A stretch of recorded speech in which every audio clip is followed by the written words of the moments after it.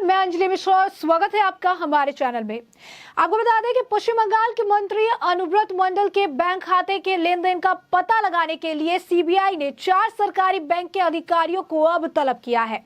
दूसरी तरफ एनजीटी की बड़ी कार्रवाई देखने के लिए मिली है और पश्चिम बंगाल सरकार पर 3,500 करोड़ रुपए का जुर्माना भी उनकी तरफ से लगाया गया है।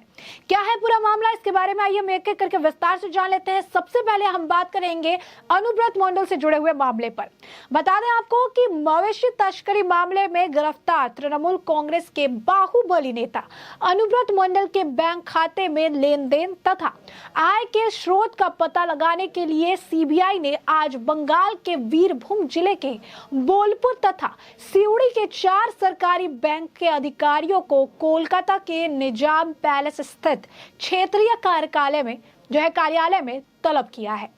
बता दें आपको कि सीबीआई का मानना है कि मवेशी तस्करी से मिलने वाला कमीशन ही अनुव्रत की आय का मुख्य स्रोत था। हाल ही में सीबीआई ने अनुव्रत तथा उनके कारोबारियों के 17 करोड़ रुपए के फिक्स्ड डिपॉजिट को फ्रीज किया था। सीबीआई की टीम ने 17 अगस्त को मंडल तथा उनके करीबियों के यहां मैराथन तलाशी अभियान चलाया था। मंडल के करीबियों के बैंक खाते में करोड़ों रुपए जमा होने का भी इस दौरान पता चला। इनके यहां से 16.47 करोड़ रुपए का फिक्स्ड डिपॉजिट, तकरीबन 17 करोड़ रुपए का फिक्स्ड डिपॉजिट जब्त किया गया। इस बाबत जांच अधिकारी ने बोलपुर स्थित सार्वजनिक क्षेत्र के बैंक को इस बारे में सूचित कर दिया था। अधिकारियों को बैंक खाते को फ्रीज कर दिया था। सीबीआई अधिकारियों का यह मानना है कि मवेशी तस्करी के पैसे को ही फिक्स डिपॉजिट किया गया था। बताते चले कि सीबीआई की टीम ने पिछले दिनों अनुव्रत मंडल के अकाउंटेंट मनीष कोठारी से पूछताछ की थी। सूत्रों के मुताबिक मंडल तथा उनकी पुत्री सुकन्या से जुड़ी कंपनियों के बैलेंस शीट को लेकर सीबीआई अधिकारी ने मनीष कोठारी से पूछताछ की। केंद्रीय जांच एजेंसी के मुताबिक इन कंपनियों के जरिए मवेशी तस्करी की काली कमाई को सफेद किया गया था। सूत्रों का कहना है कि जांच अधिकारियों ने मनीष से सुकन्या की संपत्ति का भी हिसाब मांगा है। सीबीआई की एक टीम ने तृणमूल कांग्रेस के वीरभूम जिलाध्यक्ष अनुव्रत मंडल को बोलपुर के उनके आवास से गिरफ्तार किया था। उन्होंने अपनी स्वास्थ्य समस्या का हवाला देते हुए कई बार सीबीआई के समन को नजरअंदाज किया और ये कई बार का आंकड़ा हम आपको बता दें कि अनुव्रत मंडल को 10 बार सीबीआई का समन भेजा गया था। जी हाँ, बिल्कुल सही सुना आपने, 10 बार सीबीआई ने समन भेजा था और इसके बाद अनुव्रत मंडल की तरफ से कोई रिस्पांस नहीं आया था, जिसके बाद उन पर जो है कार्रवाई देखने के लिए मिली। अधिकारियों ने यह भी बताया कि सीबीआई ने आरोप लगाया है कि फरार तृणमूल नेता विनय मिश्रा के भाई विकास मिश्रा और मंडल ने कथित मवेशी तस्कर इनामुल हक के सहयोगियों को संरक्षण दिया था। उन्होंने कहा कि इनामुल हक इलम बाजार के मवेशियों की खरीद करता था। तो ऐसा भी अब इस पूरे मामले में लगातार जांच जो है देखने के लिए मिल रही है। 4 सरकारी अधिकारियों को तलब किया गया है। ट्रांजैक्शन डिटेल पता लगाने की कोशिश की जा रही है और ऐसे में अनुव्रत मंडल की मुश्किलें एक बार फिर से बढ़ती नजर आएगी और आने वाले वक्त के साथ इस जांच को लेकर और भी बड़े खुलासे देखने के लिए मिलेंगे। दूसरी तरफ हम बात करें तो एनजीटी की जिसने 3,500 करोड़ का जुर्माना लगाया है। क्यों जुर्माना लगाया गया है, इसके बारे में भी बात कर लेते हैं। नेशनल ग्रीन ट्रिब्यूनल ने पश्चिम बंगाल पर 3,500 करोड़ रुपए का जुर्माना लगाया है। यह जुर्माना पर्यावरण को नुकसान पहुंचाने वाले अपशिष्ट का सही तरीके से प्रबंधन नहीं करने के लिए लगाया गया है। नेशनल ट्रिब्यूनल ने जो है solid and liquid waste management और ट्रीटमेंट से भारी अंतर होने के कारण पश्चिम बंगाल सरकार पर 3,500 करोड़ रुपए का ये जुर्माना लगाया है। एनजीटी ने कहा कि बंगाल सरकार सीवेज और सॉलिड वेस्ट मैनेजमेंट सुविधाओं की स्थापना को प्राथमिकता देती नजर नहीं आ रही है। हालांकि वित्त वर्ष 2022 से 23 के लिए राज्य के बजट में शहरी विकास और नगर पालिका से जुड़े मामलों में आपको बता दें कि 12 करोड़ 818.99 करोड़ रुपए के खर्च का जो है प्रावधान किया गया है। प्रावधान जो है देखने के लिए मिला है। इसके बाद आपको बता दें कि एनजीटी अध्यक्ष जस्टिस ए.के. गोयल की अध्यक्षता वाली पीठ ने कहा कि स्वास्थ्य संबंधित मुद्दों पर लापरवाही नहीं की जा सकती। इसे लंबे समय के लिए लिए टाला भी नहीं जा सकता।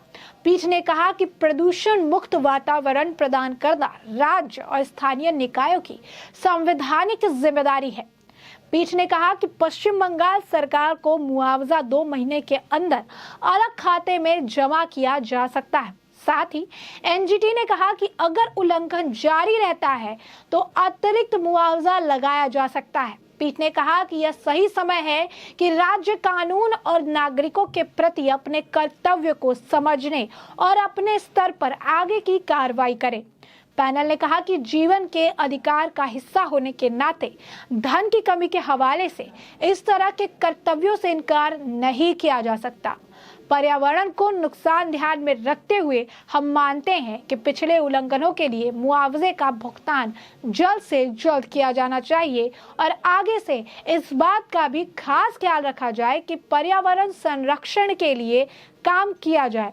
एनजीटी ने कहा कि शहरी क्षेत्रों में 2758 मिलियन लीटर सीवेज प्रतिदिन पैदा होता है और 1505.85 MLD के शोषण क्षमता से महज 1268 LD सीवेज का संचयन किया जाता है, जिसमें 1490 MLD का एक बड़ा अंतर रह जाता है। एनजीटी ने ये निर्देश राज्यों और केंद्र शासित प्रदेशों द्वारा नगर ठोस अपशिष्ट प्रबंधन नियम 2016 और अन्य पर्यावरणीय मुद्दों को अनुपालन की निगरानी के दौरान आए और इसे फिर दिया गया है और यही कारण है कि पश्चिम बंगाल सरकार इसका पालन करती नजर नहीं आई है, जिसके बाद उनके ऊपर 3500 करोड़ रुपए का जुर्माना लगाया गया है। तो ऐसे में आप देख सकते हैं कि पश्चिम बंगाल में लगातार आपको बता दें कि सीबीआई और केंद्रीय जांच एजेंसी वो दबिश दे रही है। लगातार अनुव्रत मंडल और पार्थ चैटर्जी से जुड़े हुए यानी एसएससी घोटाले और माओवादी तस्करी मामले से जुड़ा हुआ इन मामलों पर सीबीआई द्वारा ईडी द्वारा एक के बाद एक बड़े खुलासे होते हुए नजर आ रहे हैं। एक तरफ जहां ममता बनर्जी पार्थ चैटर्जी के मामले पर चुप रही, कुछ बोलने से बचती नजर आई, तो अनुव्रत मंडल का खुलकर समर्थन किया था, सपोर्ट किया था और केंद्रीय जांच एजेंसियों को गलत ठहराया था। अब उसी अनुव्रत मंडल के बैंक खातों में जिस तरीके के बड़े ट्रांजैक्शन हुए हैं, उस लेन देन का पता लगाने के लिए अब सीबीआई ने 4 सरकारी बैंक के अधिकारियों को तलब किया है। तो वही दूसरी तरफ एक तरफ सीबीआई की दबिश, तो दूसरी तरफ एनजीटी की बड़ी कार्रवाई भी देखने के लिए मिल रही है और एनजीटी ने बड़ी कार्रवाई करते हुए पश्चिम बंगाल सरकार पर 3500 करोड़ का जुर्माना लगा दिया है। ऐसे में हमने आपको जो ये पूरा मामला है वो बड़े विस्तार से बताया कि पूरा मुद्दा क्या था, किस तरीके से अनुव्रत मंडल के बैंक खाते में जो ट्रांजैक्शन हुए हैं उसका पता लगाने के लिए अब सीबीआई ने सरकारी अधिकारियों को तलब किया है और इस पूरे मामले की जांच लगातार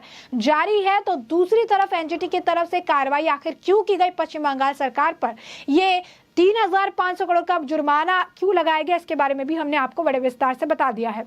तो अब इस पूरे मुद्दे पर आपकी भी जो राय हो हमें कमेंट सेक्शन में कमेंट करके जरूर साझा करें। धन्यवाद।